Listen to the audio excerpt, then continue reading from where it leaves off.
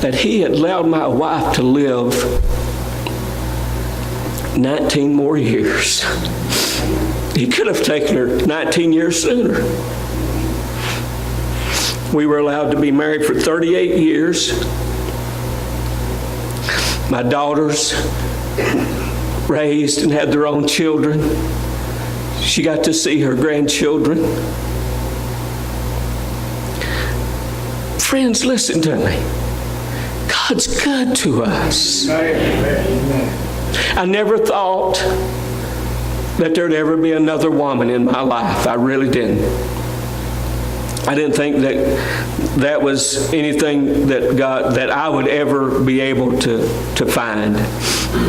2.5 years after our spouses passed away, one night at a funeral home of all places, Marquita was singing the special song for the service, and it was like God parted the Red Sea and let me see into her heart.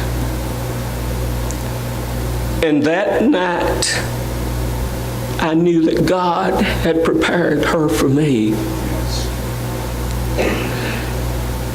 And we have been blessed to be able to have this season of our life.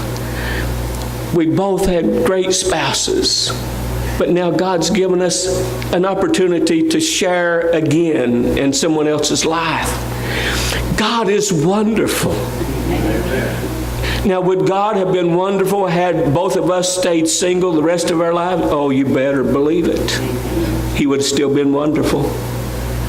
But I just am saying to you, there's things just like this that we can tell people God's done in our lives, and how that He has wonderful works to do in their life.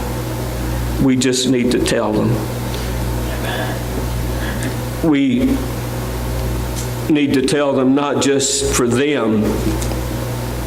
And I'm going to close here.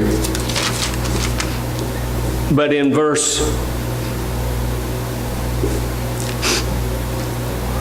6, it says that the generation to come might know them, even the children which should be born, who should arise and declare them to their children.